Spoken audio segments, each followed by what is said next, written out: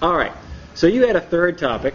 I did have a third topic. We were discussing earlier about reality shows, and I mean they're a phenomenon. We just get sucked into this stuff because these people seem like they're real people, but so much of this stuff is overly scripted or not, just sensationalized to the point of making no sense at all. Why are we watching shows like Bridezillas, or why are we watching what's this other thing where this My wife, Antonio Sabato Jr. I guess he was some sort of 1980s. I have no idea what that is, but 1980s or early 90s. We're in Cambridge, Mass. It sounded like a police car going by. So I guess it's kind of like a Bachelor type of thing where he's women are kind of throwing themselves at him, a whole bunch of women, all vying to be the last woman standing to be his new girlfriend / bride or what have you. And it's like the lowest common denominator of TV ever. But didn't Flavor Flav already do that? Probably. I mean, it's crazy. I got sucked in yesterday to watching Bridezillas. And you look at these people and you have to wonder what compelled them to agree to be filmed as they're working up towards their wedding. And what compelled them to let their friends be filmed. Because these people just bash everyone close to them. They are, if I might say so, if not the dregs of humanity, they're pretty darn close. And it makes for okay TV, but it makes me so uncomfortable. I've had friends that cannot watch this stuff because it makes them just, their stomach churn inside because they feel so horrible for these people. And it's 2 days before the wedding, or 1 day before the wedding. The clip last night that I was watching, 1 day before this girl's wedding, and she's complaining about how the pedicurist turned her feet into Flintstone feet, and how there was no time for her to grow her toenails back, and that was going to ruin her whole wedding. And I'm like, lady, Fred Flintstone is better looking than you are overall. There's nothing you can do that's going to improve your situation right now. Yeah. I was just thinking while we were talking about this, the one that got me the worst was, remember Scott Baio? Oh, yeah. From Happy Days there, Chachi? Yeah. Tony loves Chachi. He had a show on, a reality show. And was it called Jump the Shark? It should have been.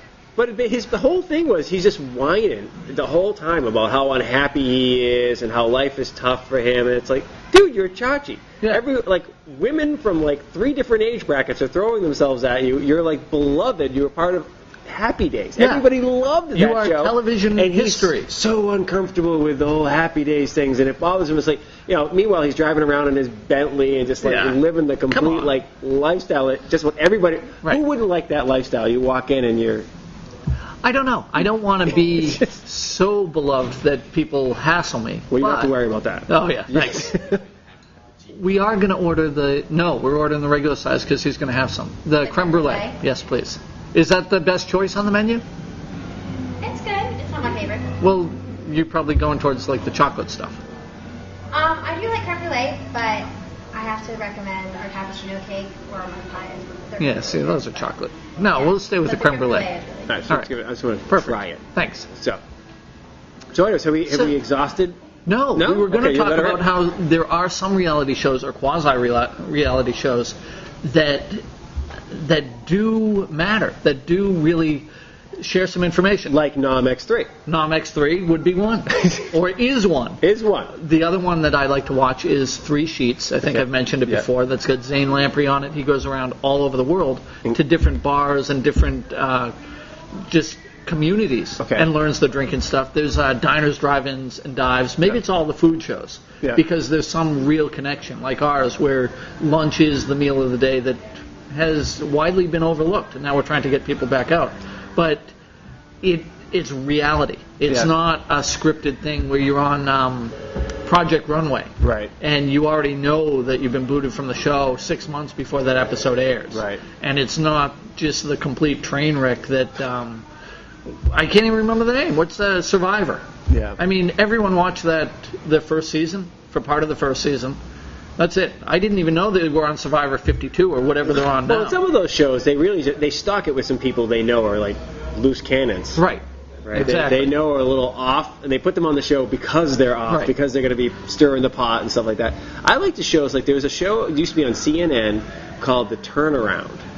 and it was only on for like a year and a half or so. But it's kind of a cool story where they'd find a business that was really on its last legs, yeah. Well, it was in trouble, right? The person had bought the business, or they've been managing it for a while, and it's just been kind of having trouble breaking out. Yeah. And they would bring in business experts, but it would be like world renowned, like the founder of Paul Mitchell hair products and so forth would come in and help the local salon figure out how to get itself in shape and so forth. Look, and you bring in Donald Trump, it's not going to help a marshmallow sculpture company. Right, but it was kind of cool, though. On. I thought that the show was good. I mean, they had a lot of good business points about how they should change stuff and what But have if you, a company fails, there are a million reasons why. Right, and so they would try to point out the most obvious things, like, here's some things you could do better, like for product positioning or whatever, but I like shows like that. Yeah. You can kind of feel like you're getting a tiny bit smarter, or you're I don't want to see people ridiculed and cut down or just embarrassed, because it's clear that these people who are on Bridezillas or these other shows, they're on their one brain cell. They're Darwin Award candidates, and they don't know. What network is that on that we're not getting picked up by? I don't know. I'm just kidding. Fine dining, we have. The Food Channel and Travel Channel. We should definitely be. Yeah. Who would want to see us on Travel Channel? I'd want to see us there. Come on now. Exactly. I say we take on Adam Richman there, Man vs. Food. No, we should do I'll like step to him. a home and away series where he has people come in and challenge at different venues with him. That would be nice. I'd step to I him. want to do the sushi thing. Is that one of our shows? We could do sushi. I think it is. Sushi. All right. Very cool.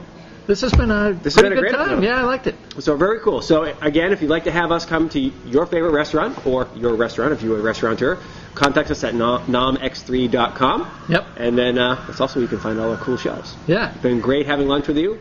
Go out and do some lunch. Yeah. Let's do lunch. See you guys out there.